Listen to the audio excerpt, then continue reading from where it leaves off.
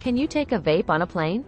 Hello and welcome to our information videos on air travel. Today we will be discussing how to travel with a vape or any other e-cigarettes seamlessly.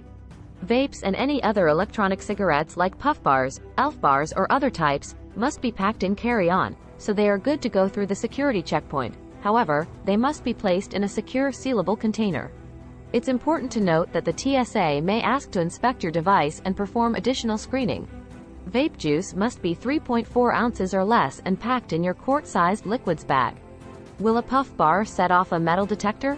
It is likely that your vape or puff bar trigger the metal detector, as it contains a small metal battery. However, in most cases the amount of metal in a puff bar is typically small and may not cause any issues. Packing tips.